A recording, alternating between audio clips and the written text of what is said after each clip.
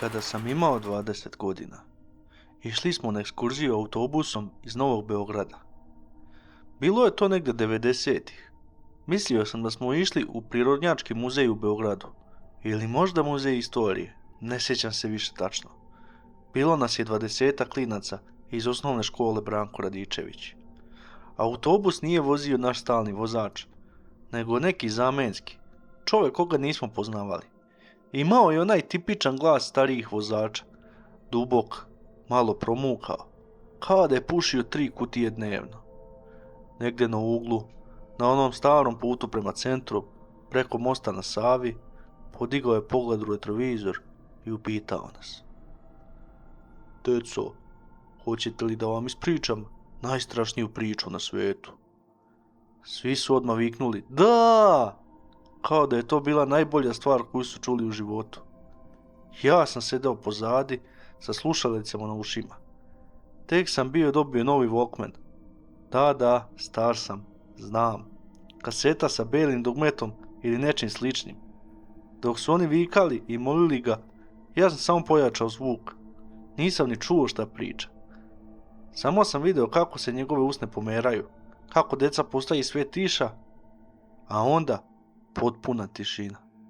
Kada se kaseta završila, iskinuo sam slušalice, autobus je bio mrtav tih, kao grob.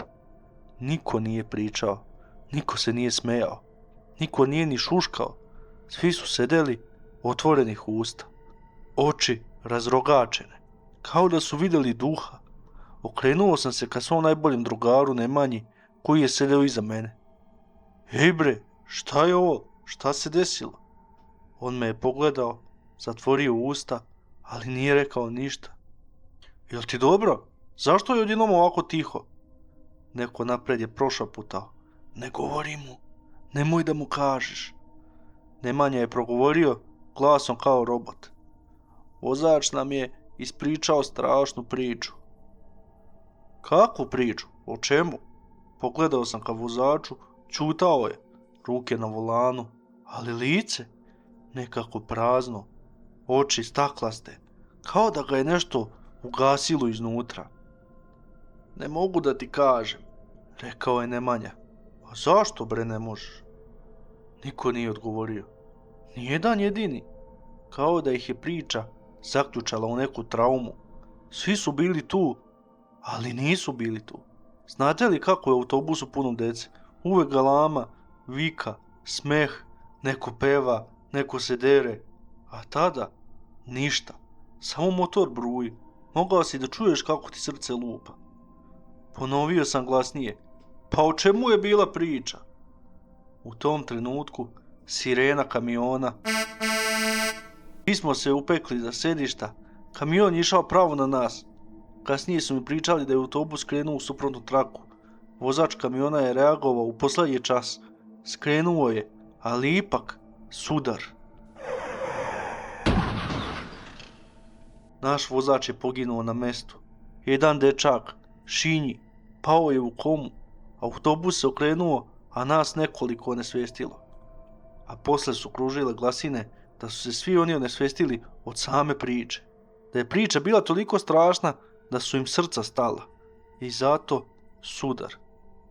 Probudio sam se u sedištu, plavo nebo na polju, sve normalno. Osim paresa motora i dima i plača moje drugarice.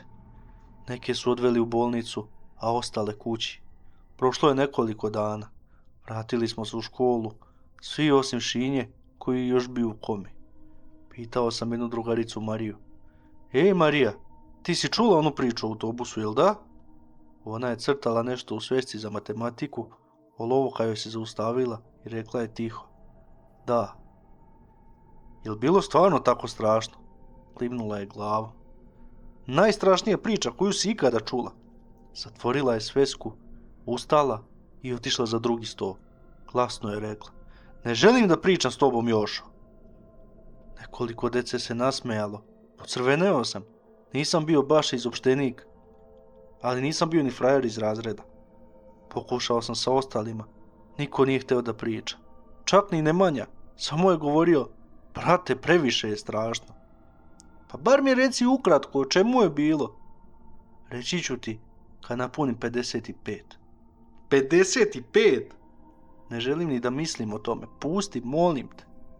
Skoro smo se posvađali zbog toga, ali na kraju prihvatio sam. Niko neće da mi kaže. Šta god da je bilo, toliko ih je slomilo da nisu htjeli ni da se sete. To me je proganjalo decenijama. Misterija koju nikako nisam mogao da riješim. Prošle godine našao sam belešku u Google kalendaru. Sam sam je napisao pre mnogo godina. Nemanjin rođendan, 55. Poslao sam mu poruku, čestitao rođendan, ali i pitao možemo li na kafu. Nismo se vidjeli od mature. Došao sam u kafić i šokirao se. Oči mu žute, staklaste. Izgledao je kao da ima 80, a ne 55. Rak pankreasa, rekao je mirno. Još par mjeseci, verovatno. Sranje, izvini, brate. Ti izgledaš dobro, nasmešio se. Kao da ti je još 40. Kako ti je život? Pričali smo. Ja sam se oženio, razveo, radio kao električar. Ponekad pišem za neke portale. On je pričao o reciklaži, baštama u komšiluku, unucima. Osnovao je neku fondaciju, hteo bolji svijet za njih. Kada sam hteo da se sjetnem školskih dana, podigao je ruku. Pre nego što počneš, neću ti ispričati priču iz autobusa. Ali svi koji su je čuli, žale se što su je čuli. Svi do jednog. Veruj mi, brate. Sa ljubavlju ti kažem, ne pitaj. Ako je čuješ, zažalit ćeš zauvek. Pusti to. Bilo je tužno. Znao sam da mi je posljednji put da ga vidim i jeste bio. Mislio sam, gotovo. Misterija ostaje nerazrešena. Sve do juče. Juče sam čuo, sasvim slučajno. Bio sam u nekom kafiću u Novom Beogradu sa susednim stolom. Ženski glas. Svi pričamo strašne priče i vozač kaže, hoćete li da vam ispričam najstrašniju priču ikad? Okrenuo sam se, u polumraku prepoznao sam je. Marija, naša Marija iz razreda. Kosa je još uvijek ovrđava, isti osmijeh ima. Nije je bilo godinama u kraju, ali eto, vratila se ili nikad nije ni otišla. Nisam čuo sve, kafić je bio glasan, ali onda je rekla, sve se desilo, baš kako je vozač rekao. Šinji je pao u komu, Nemanja 55 trak ga je odneo, a najluđe, bio je još jedan klinac u autobusu koji nikad nije slušao. Glas joj je pao, morao sam da priđem bliže.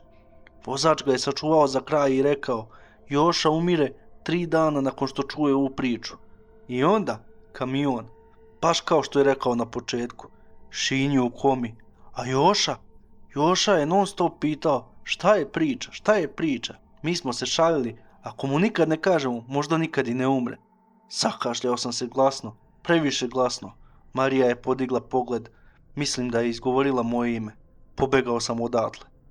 Nemanja, bio si u pravu, brate. Ti i ostali, štitili ste me sve ove godine. Prokletstvo, bio si u pravu. Žao mi je što sam je ikada čuo. Ako si došao do ovde, nemoj da pitaš šta je bilo u toj priči. Nemoj, veruj mi.